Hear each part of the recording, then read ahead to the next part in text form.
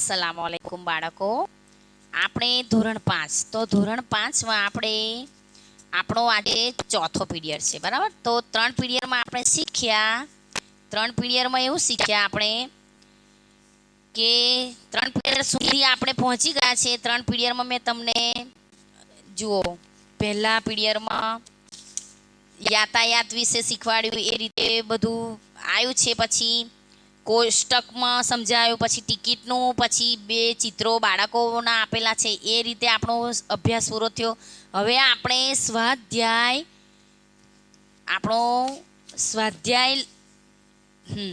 હિન્દીની ચોપડીમાં PAN number 6 પર આપણે પહોંચ્યા છે. એમાં પઢીએ સમજીએ ઓર ખરાનું ચિહ્ન કરવાનું છે. પઢીએ સમજીએ ઓર કા નિશાન લગાવીએ, એટલે કોષ્ટક આપેલું છે. જેવું આગળ મેં સમજાવ્યું હતું 3જા પીરિયડમાં, તમને એવું જ આ ચોથા પીરિયડમાં છે કે કોષ્ટકની અંદર લખેલું છે, ચિત્રો દોરેલા છે લાઈનમાં, બાજુમાં લખેલું છે સવારી, ટિકટ लगेगा, પૈસા लगेगा और मुफ्त. તો કોષ્ટકની અંદર પહેલા ચિત્રમાં સવારીની અંદર શું છે કે ઘોડાગાડી છે, અને હિન્દીમાં શું કહેવાય કે ટાંગા. તો આપણે કમાટી બાગ કે કોઈ પણ તમે સ્ટોરમાં ગયા હોય, ત્યાં તમે ઘોડાગાડીની અંદર બેસીને તમને સવારી કરી હોય, તો ત્યાં શું લાગે, મેને સવારી પૈસા લાગે, સોરી હા, એની અંદર શું લાગે, ટિકિટ ના લાગે કે પૈસા લાગે, કે 10 રૂપિયા લાગે કે 20 રૂપિયા, જેવો ત્યાંનો ભાવ હોય એ રીતે આપણી જોડે એ માલિક પૈસા લઈને આપણને સવારીનો આનંદ કરાવે. પછી જુઓ, નીચે કાર છે, તો કારની અંદર લખેલું છે કે ટિકિટ लगेगा, પૈસા लगेगा और मुफ्त. તો કાર તો આપણે મામાને ઘેર જઈએ, આપણી પોતાની કાર હોય તો લઈને જઈએ, અથવા તો ભાડાથી કરીએ તો આપણે એનું ભાડું ચૂકવવું પડે, એ રીતે આવે.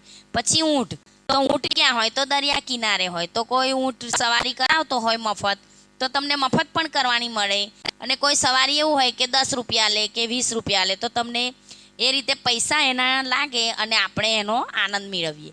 હવે નીચે જુઓ કે બળદગાડું, તો બળદગાડું તો હમણાં બહુ ઓછું જોવા મળે છે. જે ખેતીનું કામ કરતા હોય એમની પાસે જ હોય બળદગાડું, તો એ પણ આપણને મફત ફરવાનું મળે એની અંદર. પછી ટ્રેન છે, તો ટ્રેનની અંદર તો આગળ મેં સમજાવ્યું હતું ને તમને, ટ્રેનની ટિકિટ હતી અને બસની. તો ટ્રેનમાં શું લાગે, પૈસા થોડા લાગે, ટિકિટ લેવી પડે. આપણે શું લેવું પડે કે ટિકિટ. તો ટ્રેનની સવારી કરીને આપણે એક ગામથી બીજે ગામ જવું હોય તો ટિકટ लगेगा. એ કોષ્ટક છે, એ રીતે આપણે ચિત્ર જોઈને સમજીને એની અંદર ખરાની નિશાની કરવાની છે. જો હવે એની નીચે લખેલું છે કે નિમ્નાંકિત ફૂલો કે નામ લીખીએ.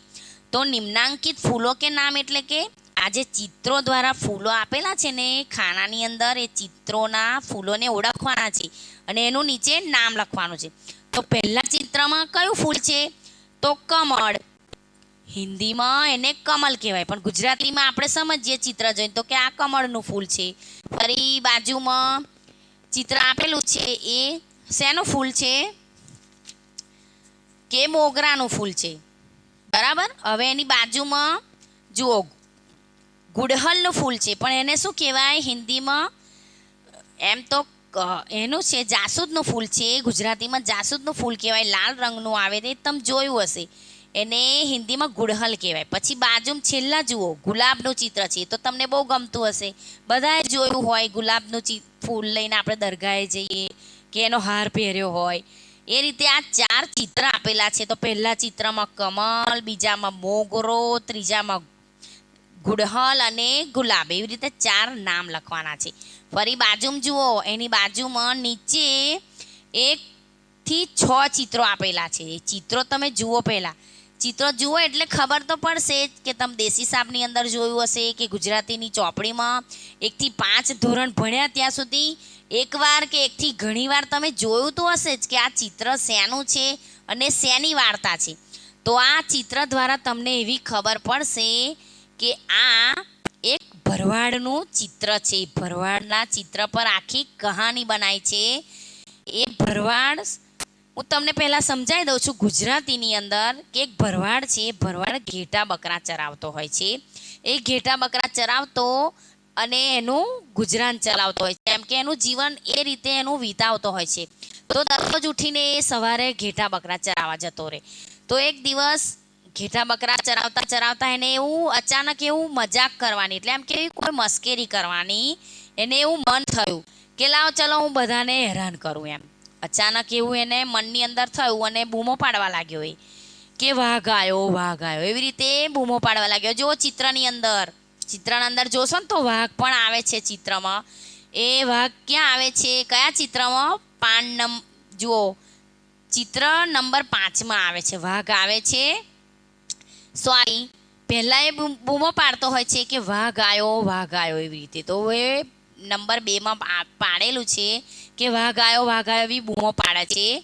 અને નંબર 3માં જુઓ કે એવી બૂમો પાડે છે બધા અચાનક માણસો ભેગા થઈ જાય છે. તો ભેગા થાય છે તો એ હસવા લાગે છે કે હું તો ગમ્મત કરું છું એમ કરીને હસે છે. એટલે બધા માણસો એના પર ગુસ્સે થઈને જતા રહે છે કે આ તો આવી મજાક આજે કરી, ફરી આવી મજાક નહીં કરવાની. એવું એણે એક યુક્તિ કરીને એવું મસ્કેરી કરી. પછી એક ઘણા દિવસો થયા, રોજ જ એવો એ રીતે એની જે સવારે એને જે કરવાનું હોય એ રીતે દરરોજ એ જતો જ હોય છે. તો એવા ઘણા દિવસ થયા પછી એને થોડા દિવસ પછી પાછું યાદ આવ્યું, 1-2 મહિના થયા એટલે, કે વાઘ આવ્યો એવી રીતે ચીસો પાડવા લાગ્યા. જુઓ, એ ચીસો પાડે છે અને સાચો વાઘ આવી જાય છે. જુઓ, ને સાચો વાઘ આવે છે ચિત્ર નંબર 6માં. જુઓ, એ વાઘ આવ્યો એવી બૂમો પાડીને ક્યાં ચડી જાય છે? ઝાડ ઉપર ચડી ગયો છે એવી બૂમો પાડે છે. તો અચાનક વાઘ આવી જ જાય છે ને એના ઘેટાને વાઘ મારી નાખે છે. બરાબર, આવું આ આખું ચિત્ર દોરેલું છે. એ રીતે આખી વાર્તા ગુજરાતીમાં સમજાઈ મેં તમને. એ વાર્તા હું તમને ફરી જુઓ, વાઘ ઘેટાને ખાઈ જાય છે એટલે એને ઘણું દુઃખ થતું હશે, એ બધું હું તમને વિસ્તારથી સમજાવું છું. તો આપણું આજનો આ ચોપડીની અંદર જુઓ, પેજ નંબર 7માં લખ્યું છે કે નિમ્નલિખિત ચિત્રો કે આધાર પર કહાની લીખી. તો આ તમારે કહાની કઈ લખવાની છે? ચોપડીની અંદર નહીં લખવાની.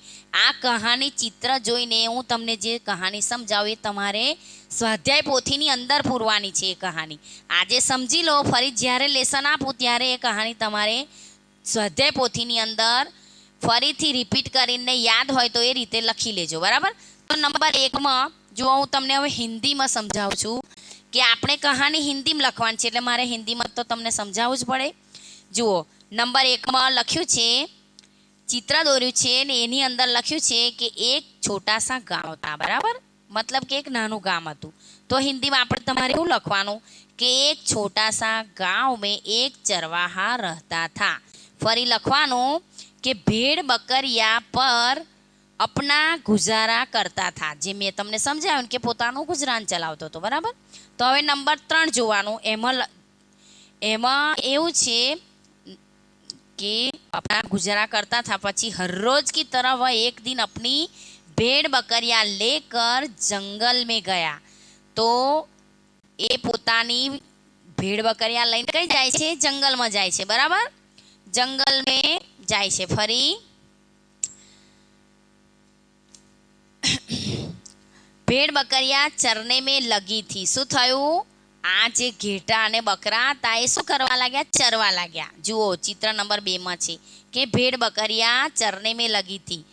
तो अचानक चरवाहे को मजाक करने की सूझी. એટલે મેં તમને સમજાવ્યું ને ગુજરાતીમાં કે એને મજાક કરવાનું મન થયું.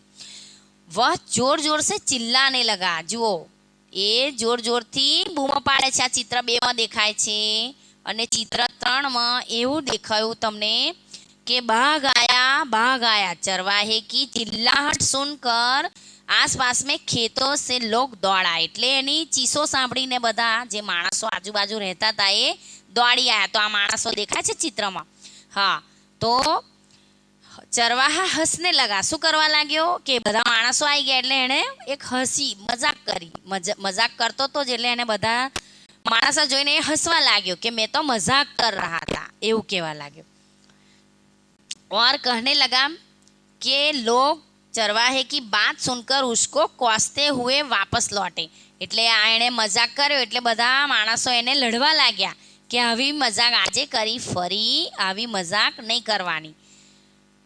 ફરી લોગ કુછ દિનો કે બાદ, જુઓ થોડા દિવસ થયા એટલે પાછું ફરી એણે એવું એને એવું મન થયું એટલે એને શું કર્યું, ફરી કુછ દિનों के बाद सचमुच में बाघ आया, चरवाहा जोर जोर से चिल्लाने लगा, बाघ आया, लेकिन लोगों ने सोचा चरवाहे को मजाक करने की आदत है।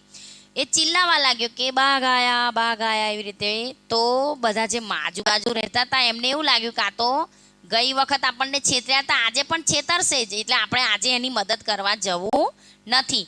તો કોઈ મદદ કરવા એની આયું नहीं, એટલે એની चिल्लाहट सुनकर सोचकर कोई भी मदद करने के लिए नहीं आया।